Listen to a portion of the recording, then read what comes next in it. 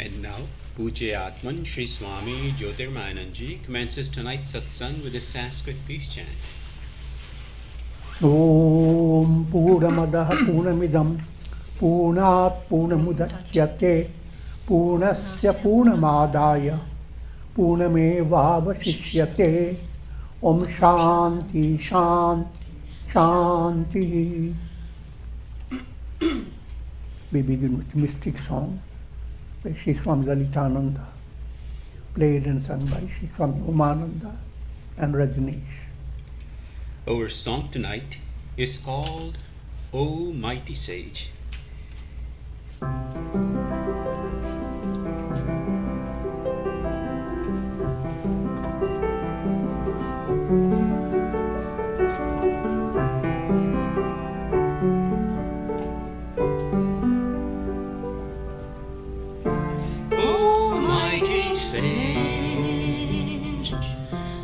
Adorations to you.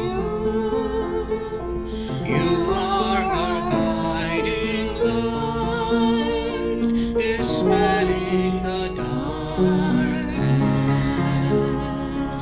leading us to eternity.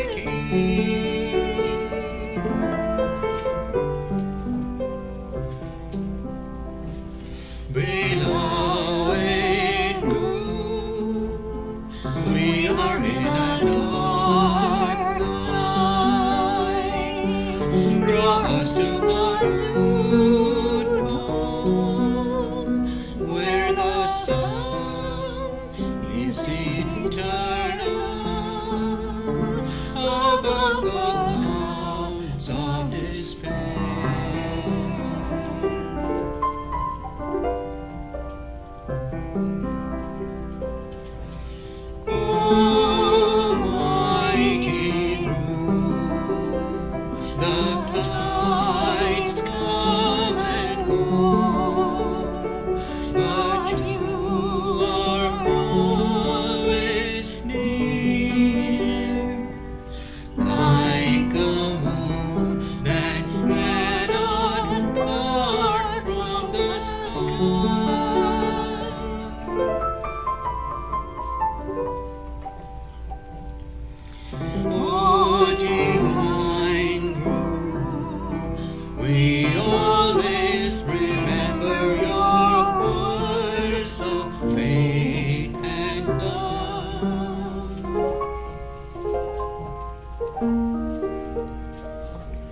Forgive our mistakes,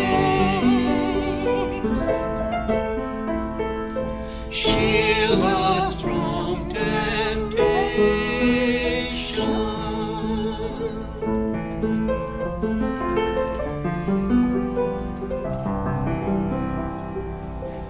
Pujya Atman, protect us always, wherever we must go, guide us.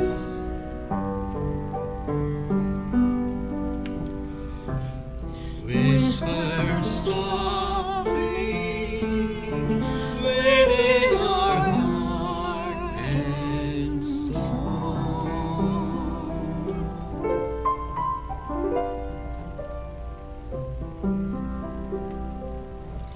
Om Shri Gurave Namaha. Om Shri Gurave Namaha. Om Shri Gurave Namaha.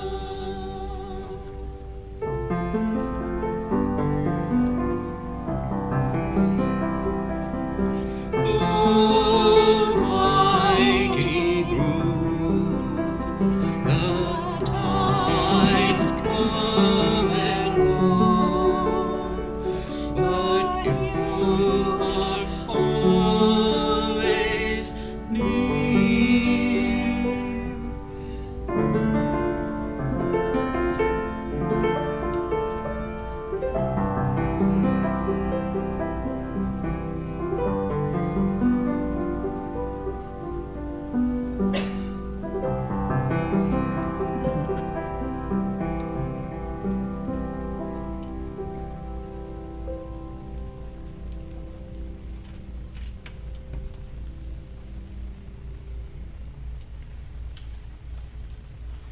We are recording from the ashram of our revered Guru, Atman Sri Swami Jyotirmayananda in Miami, Florida.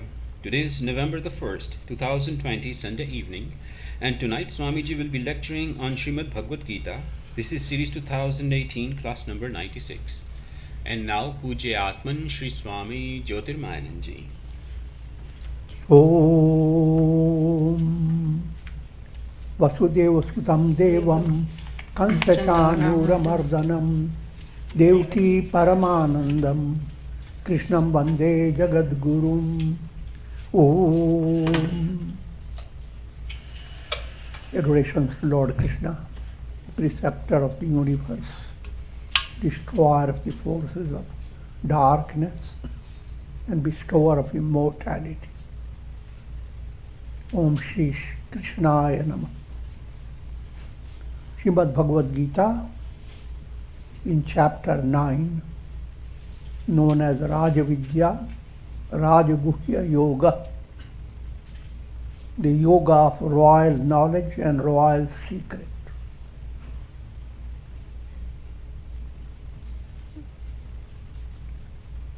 It is focused on integral yoga, yoga in all its perfection. Therefore it is royal,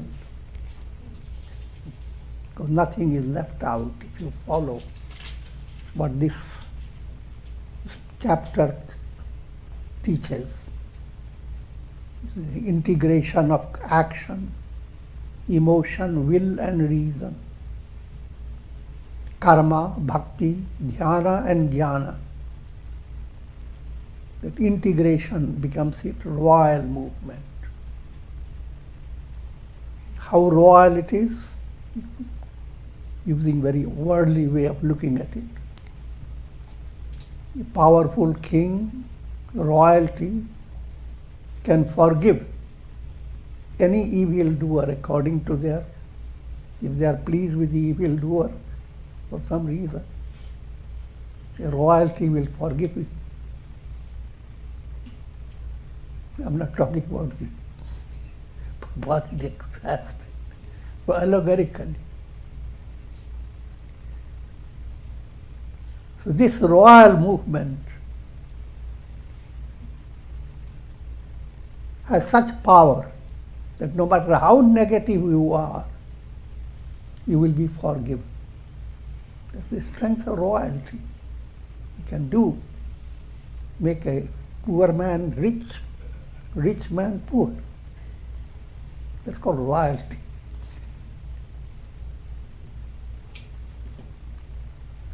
Remember, I'm not talking politics.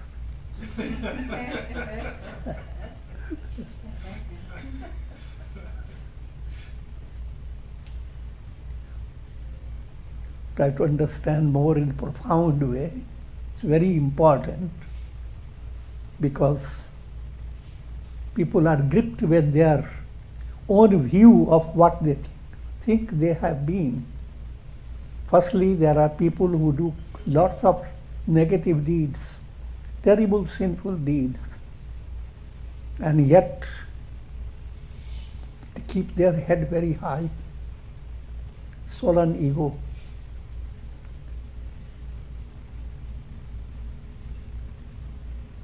They are asuri type of personality, demoniac type.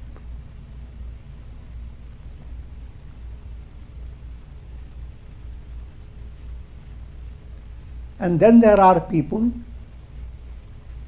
who commit mistakes in a helpless manner. They just don't know how to be good. They are, by their weak will, they go on committing mistakes. They become evildoer, but they know they are doing evil.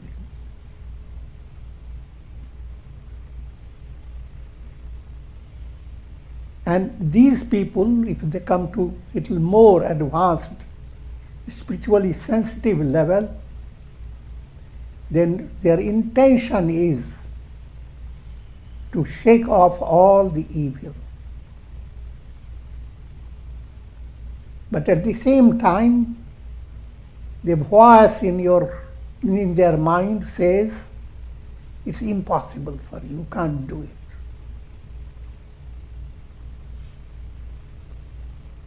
The great illustration is sage Valmiki himself.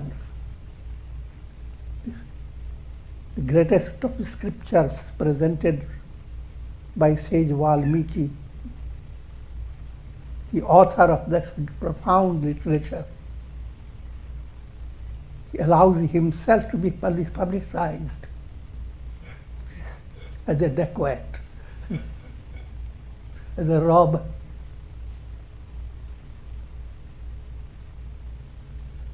Worst of robbers. And you remember Narada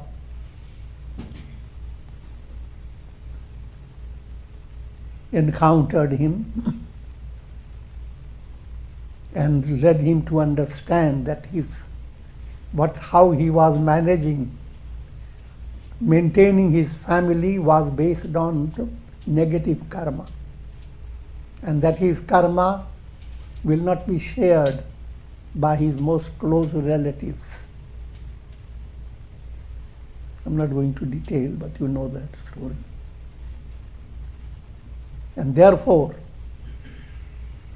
with humility, he turned to Narada for initiation. And Narada tried to initiate him into Ram mantra, do Ram, Ram. And each time he started saying Ram, his tongue twisted. It's such a sacred name, how can it sit on my tongue? Realizing his trouble, Narada said, pointing his finger to a dead body, Narada said, what do you call that? And Valmiki said, Mara. Okay. I initiated to Barabat. Repeat, Bara, Bara, Bara, Bara.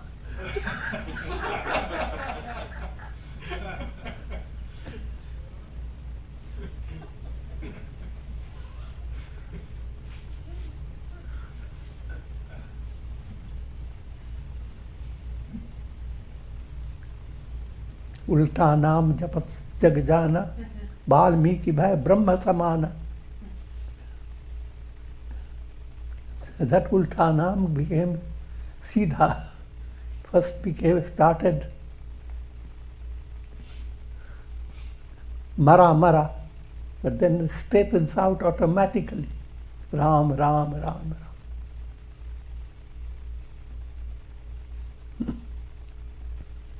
If you take a good medicine, even by mistake,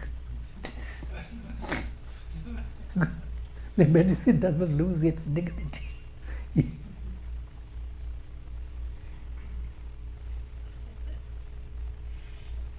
So mantra, he took it in a wrong way. However, the mantra has regained its power, straightened itself. Without going to further detail, that's one of these examples of evil doer becoming a not ordinary saint or sage, powerful sage. And all religions of the world have their illustrations of how negative personalities became saintly personalities. More philosophically understand, every individual is a soul, not the body, mind. And soul is like a reflected sun. A reflected sun is essentially the sun. So no matter how much a reflected sun may get into evil deeds,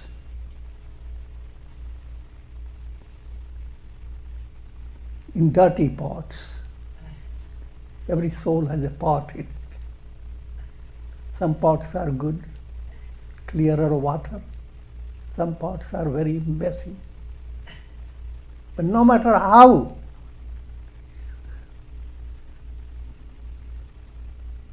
limited and tainted the personalities may be, the soul is essentially the Son, God.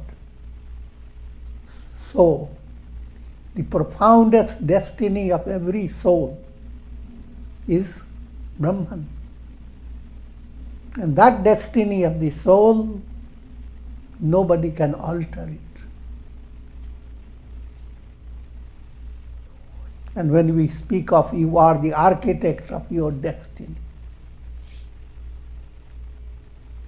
subtle mantra is behind that statement. You, first you have to figure out who are you. As long as you is not your ego. Ego-based you goes through karmic changes, good and bad, positive or negative. But all these changes are in the realm of Maya. And they are in the realm of law of karma.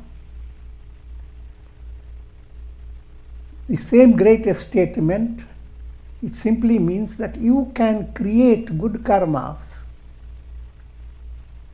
and change your destiny.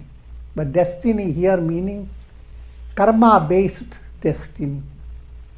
Karma-based destiny can make you prosperous, but not forever. You will go high and low, and nothing is secure.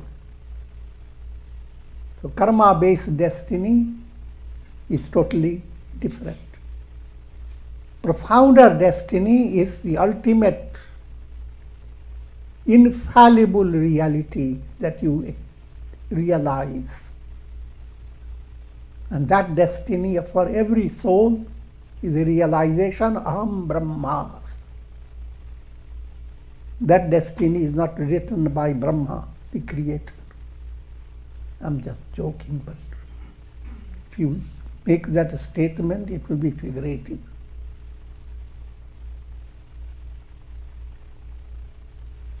So, api chet suduracharo. No matter how durachar, how much durachar has been, durachar is evil deeds, evil way of life. Acharan, conduct in your life is called achar. Achar can be durachar, negative deeds, can be shishtachar, achar that's termed righteous deeds, that enhances your spiritual virtues.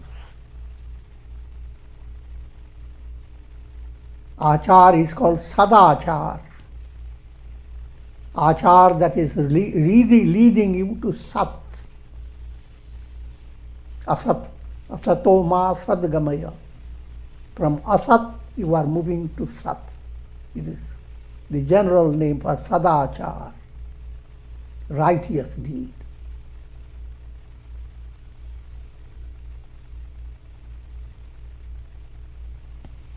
So from durachar, one must move to shishtachar and to sadachar.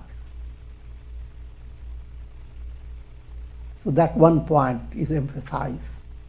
No matter how negative your achar has been, you can turn. No matter how gripped you are by forces of darkness, look for a ray of light, look for light. Light wins over the darkness.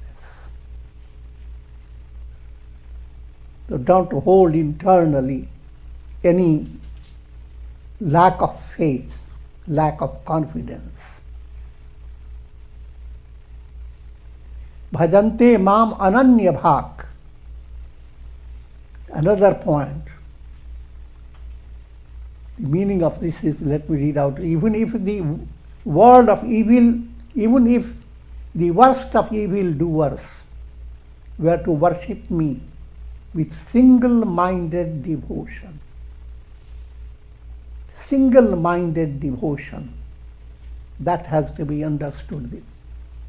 First to understand about achar, and I have explained that. Now, ananya bhakti.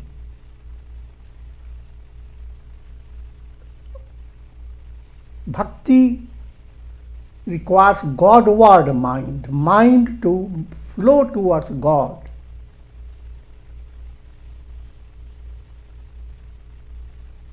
But in order to let the mind flow, mind must be inspired through many various angles. Same God is seen by your mind as giver of prosperity, becomes Lakshmi Devi, as a remover of obstacles, becomes Hanuman, as different deities with different powers. People turn to God, they get even mantra initiation,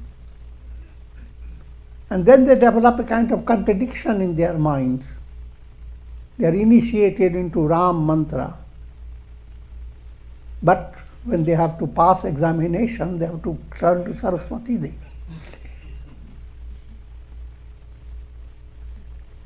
And when they have lack money in business, Lakshmi Devi. Nothing is wrong in it, but your understanding must be there in your heart. That is the same Ram you are worshipping as Lakshmi, as Saraswati, as Shiva, as Krishna, as Rama, whatsoever, the same one through countless ways, through 100 ways. If you have that understanding, unflinching, without shaking heart, you are being benefited. Your focus on God becomes increasingly intense. But if you keep your mind restricted, I will only worship that, not the other, to you it may seem you are practicing ananya bhakti, but you are far from ananya bhakti. Because your mind goes on thinking of different aspects of God to find mistakes in those aspects. It's a crude illustration. People have gone through a lot of trouble in India. And it always happens because people are in different levels. Narrow-minded people who worship Lord Vishnu as their deity, they don't want Shiva to be worshipped. Shiva becomes confined to the demons.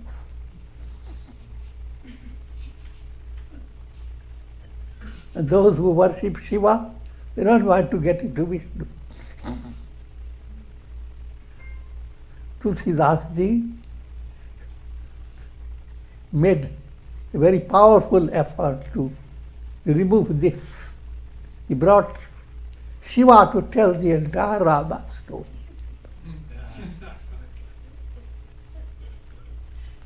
And made Rama say many times that Shiva is the greatest deity for him. He himself is the devotee of Shiva. The whole purpose was to remove the difference between Rama and Shiva, Vishnu and Shiva. But that applies to all gods and goddesses. You worship Ganesha, you are worshipping Brahman as Ganesh. You worship Hanuman, you are worshipping Brahman. And if Brahman you are initiated with the name, a particular mantra, then you are worshipping that particular deity. And all other deities, they are completely in harmony. So if you please any other deity, you are intensifying your love for Rama, your Ishta. You are not moving away from your Ishta. You are not wasting your time. That's called Ananya Bhakti. Ananya Bhakti. So, Sadhureva sabantabhya. Such a person is considered a righteous person. And because he has his resolve has become righteous. His resolve is to be united with God, to develop devotion to God. No matter whatever you might have been, once that sensitive insight develops, may I be devotee of God, your path is open for you. It depends upon your sustained movement. And no matter how much negative might have been, it completely gets out of your way.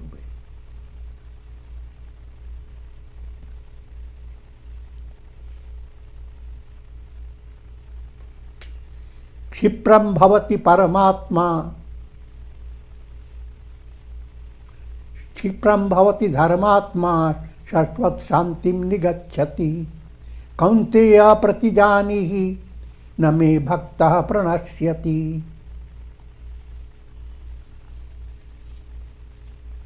He hastens to become a virtuous man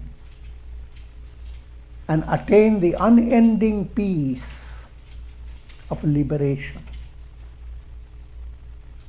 O son of Kunti, know for certain that my devotee never perishes.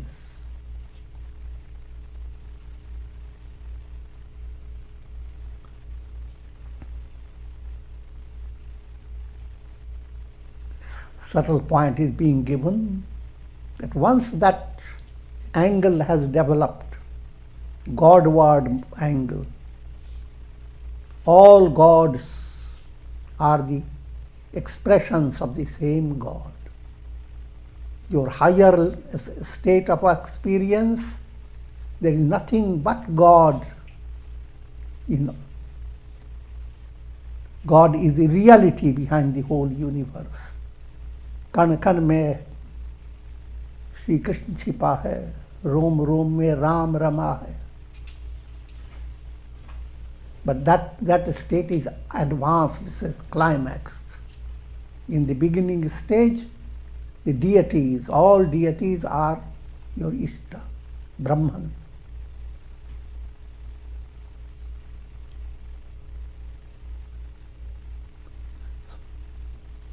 So when you have developed that angle of vision of Ananya Bhakti, God is one alone.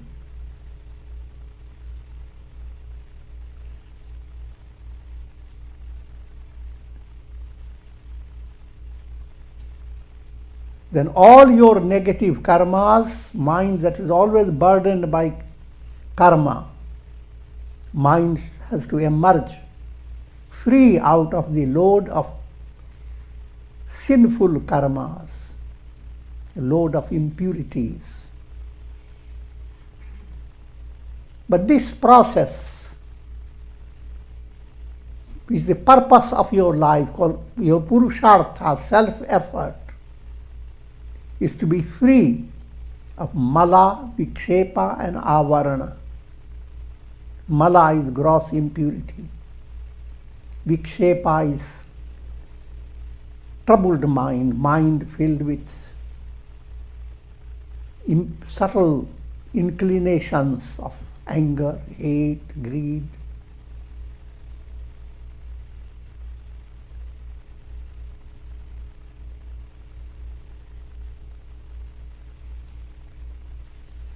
So in order to be free,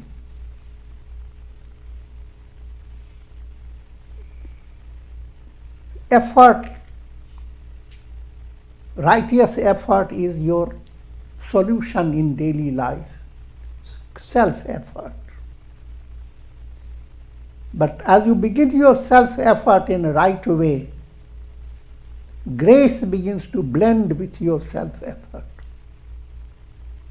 And self-effort is like walking with your feet. Grace, you've been picked up, kidnapped in a positive way by a vimana, by an airplane.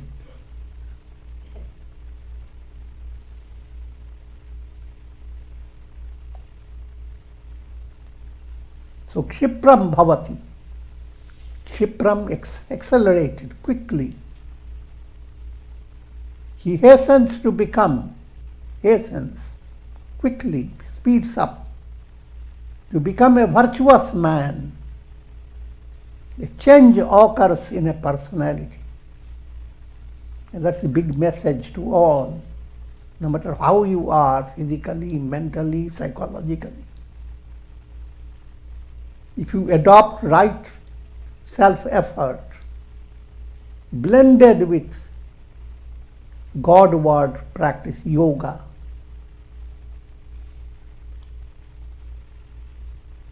miracles will happen. Miracles of grace are beyond imagination. And Valmiki is the example of miracle. And there are many saints and sages who are illustrations of the miracle of grace.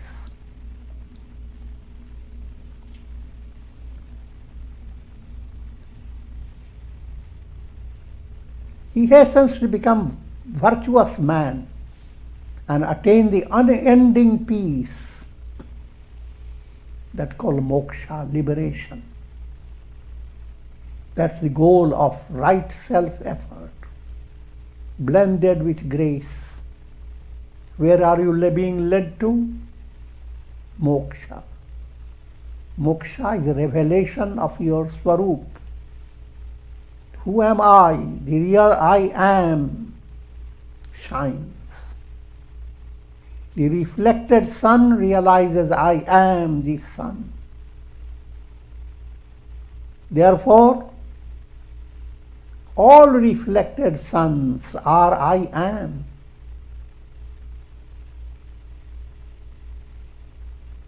All illuminations are I am. All this is Brahman. And darkness doesn't exist before light.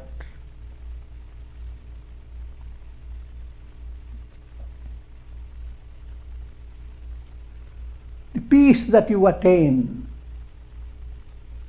is supreme peace. And it transcends the relative peace that expresses in three ways. First, you have to understand the trouble that expresses in three ways. Adhyatmic, subjective trouble that deprives you of peace. Objective trouble, the trouble from the world around you, and the trouble coming from the act of God. Threefold trouble doesn't let you enjoy peace. And if you have not adopted the royal path, you may experience peace, but peace that goes into pieces. A little piece is here, a little piece is there. And it is not permanent. And you are constantly struggling. Moksha, on the other hand, is absolute peace. That's what Upanishad this points to. Shanti, Shanti, Shanti. Not one Shanti, but threefold Shanti. The subjective, objective act of God.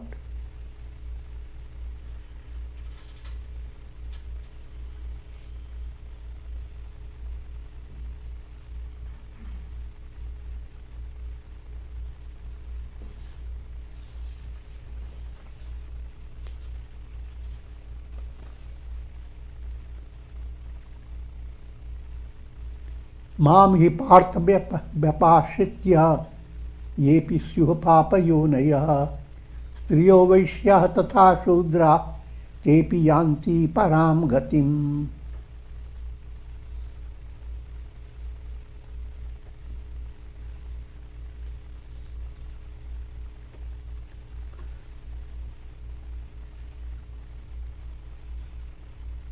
O Arjuna, those who take refuge in me, whether they be of sinful birth, or women, or Vaishyas, or Shudras, they are sure to attain the supreme goal. This statement, people take advantage of it.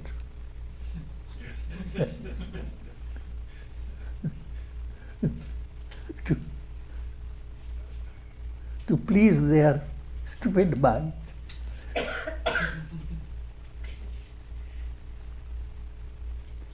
The statement is very simple and direct.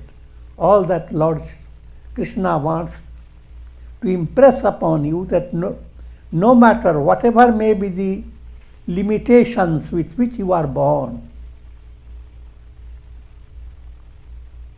whether you have lots of sins, or whether you are man or woman, or Vaishya or Shudra, no matter who you are destined to attain enlightenment. You are essentially the divine self. This is not meant to show differences between men and women. Here the women term has been used because society constantly creates a kind of a wrong culture by putting women in a subservient stage. And that scriptures points that aspect to eliminate that prejudice from the mind of people. In other words, whenever we say women also can attain enlightenment, that doesn't mean there are less.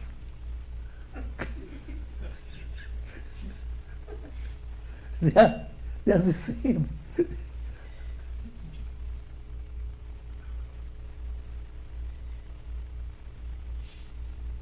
And among sages and saints, there are as many women as men.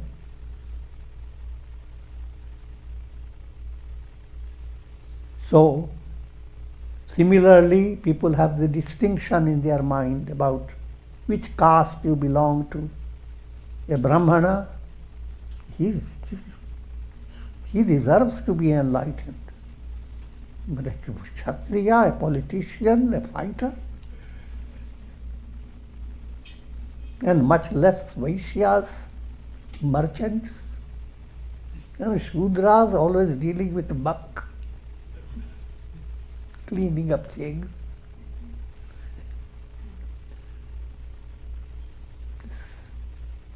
Mahatma Gandhi called them all, the Shudras, as Harijan, God's people.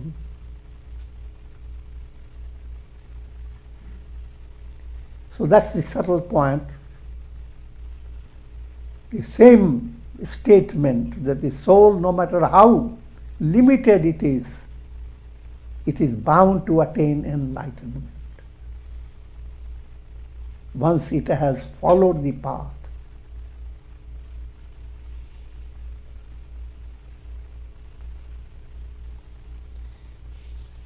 Kim punar brahmana punya bhakta rajarshayastata anityam asukam lokam imam prapya bhajasvamam. How easily may I be attained then? First statement, that even the most sinful people can attain liberation. Then, second statement, but if you are not worst sinful, don't worry. If you are already a Brahmana, there is a question that you will attain enlightenment. How easily may I be attained then by those devotees who are holy Brahmans or royal sages? If you are already born in a good family and you are practicing sadhana, then of course you can easily attain the highest goal. Having entered this transient and joyless world, anityam asukham lokam, that must be understood well. Anityam means transient. Asukham, no happiness. No matter how the world presents itself to you. Spring season, beautiful moonlight, stars twinkling in the sky. The whole world and news is most wonderful, peace. No matter how the world is and no matter how your personal status is, very happy, prosperous, gained, good family, good fame, lots of good things happening. No matter how, but how long, it passes away. Because transient. Even if you secure your happiness for a whole month, which is not possible.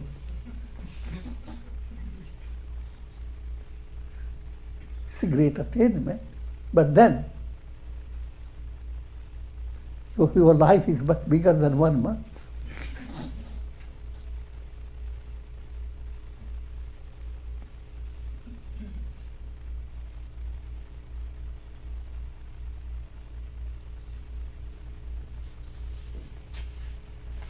So anityam, asukham, these are the points your mind must hold on to develop vairagya. That your goal is not to stay trapped in the cycle of birth and death. Your goal is not to, oh God, give me next birth in a good family.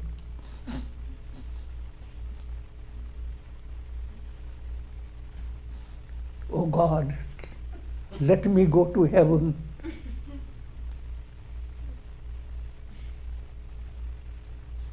Close to the palace of Indra. I'm joking. Your prayer must be for liberation, moksha. Because anityam asukham lokam imam prapya bhajasvamam.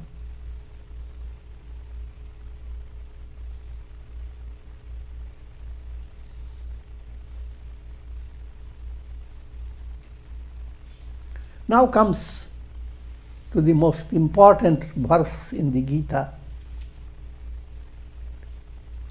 Manmana bhava madbhakto madhyaji mam namaskuru mame vaishyasi yuktaivam atmanam matparayana. Fix your mind on me. Focus your mind. Keep your mind focused.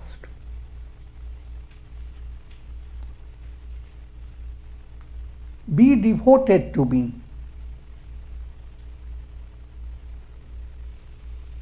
Worship me and bow down to me. with your soul united with me as your highest goal, you will surely attain me. Now follow the subtle meaning. Mana mana bhava is the path of dhyana, meditation. Dhyana yoga. Be devoted to me is bhakti yoga, path of devotion.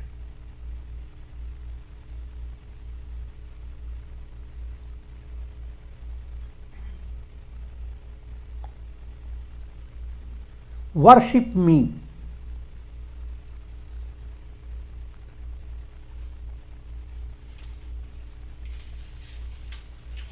Another aspect of devotion.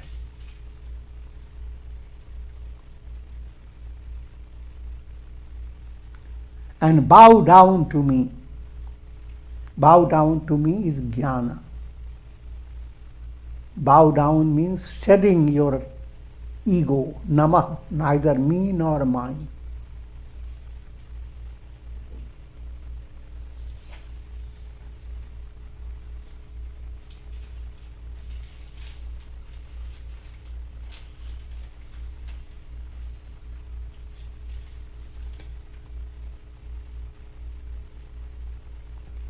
Let me go back into it. It has all the 4 yogas. Mana mana bhava, be devoted to me. Mad bhakto, be devotee, worship me.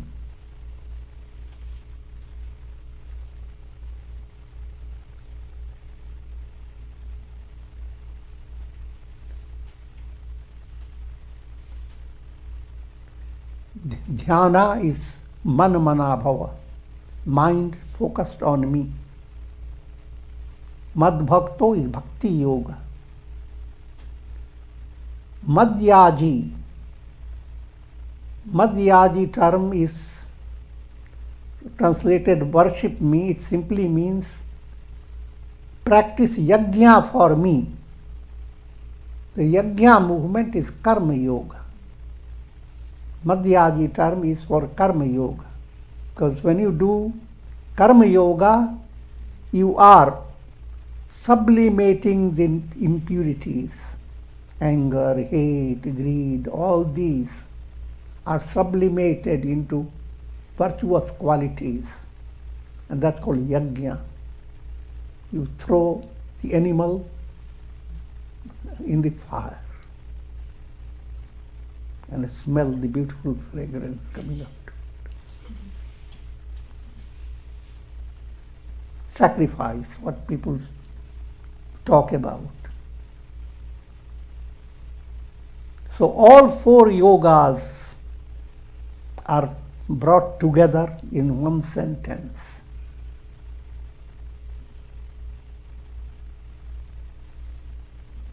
And the same verse is repeated in chapter 18.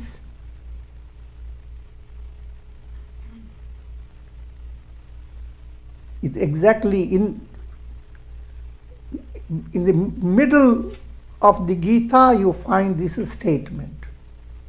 And in the end of the Gita you find the other statement.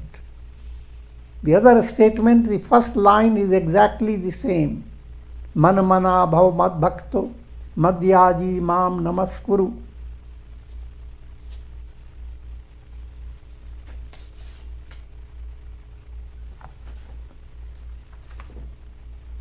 And the other verse is in the other chapter 18, 65th verse. Man mana bhava mad bhakta madhyaji mam namaskuru mame vaishyasi satyam te pratijane priyosi me. The meaning of that is, this I truly promise to you because you are very dear to me. The first statement, with your spirit united with me as your highest goal, you will surely attain me.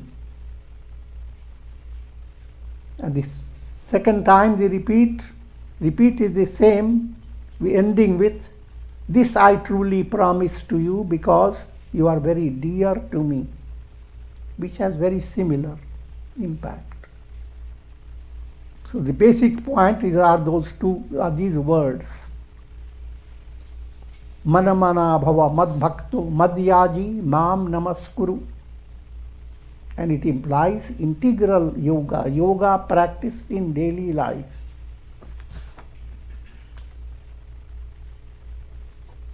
And if you open your heart to understand all religions of the world, turn to the Bible, the greatest statement in the Bible. Thus thou shalt love the Lord thy God with all thy heart. That's Bhakti Yoga. With all thy soul. That's Jnana Yoga. With all thy mind. Dhyana Yoga. And thou shalt love thy neighbor as thyself. Karma Yoga. All four yogas are right there. And that's the essential teaching of the biblical wisdom.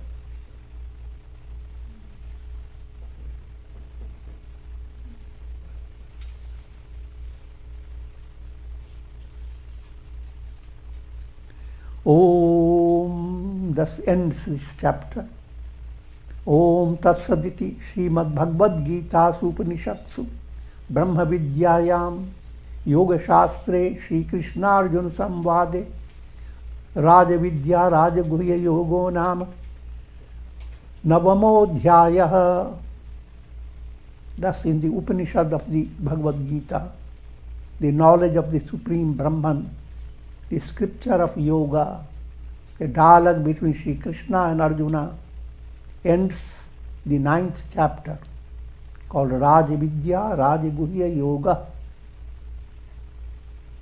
And this tradition, we never end up a talk at the end of a chapter, but at least bring one verse from the other chapter. The next chapter is called Vibhuti Yoga. How to see glory of God manifesting everywhere. Your practice of japa is facilitated by nature. Everything that you see is giving you, reminding you, God is in this lizard, God is in this squirrel, God is in peacock wings. Anything that strikes your mind, beautiful flower. You begin with majestic things that elevate your mind, remind you of God's presence, and gradually lead your mind to understand there is nothing which is not permeated by God.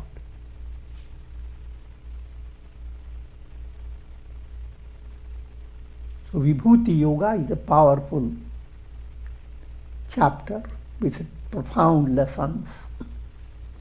Shri Bhagavan Uvacha Bhuya eva mahabhavo shinu me paramam vacha yatteham priyamanaya vakshyami hita kamyaya.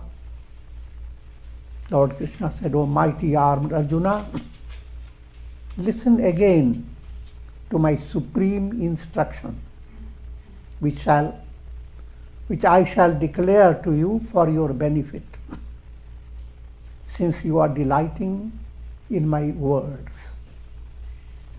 And the meaning, etc., we will continue next time.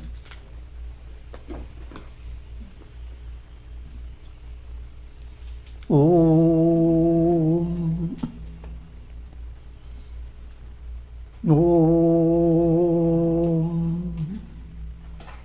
Prayer for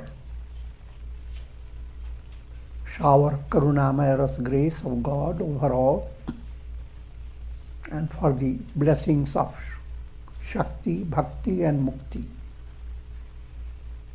Om Triambakam Yajamahe Sugandhim Pushti Vardhanam Urvarukma Bandhanan Mrityor Mukshiyamamritat Sarve Bhavantu Sukhina Sarve Santu Niramaya Sarve Bhadrani Pashyantu Ma Kaschid Dukha Bhag Bhave Om Shanti Shanti Shanti.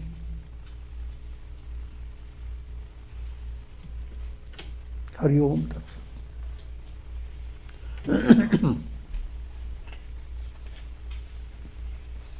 Are there any questions tonight? Okay, then we conclude. Swamiji will join us again on Tuesday for Yoga Vashishta lectures, Tuesday night at 7:30, to ease the stress of what happens on Tuesday. And we conclude.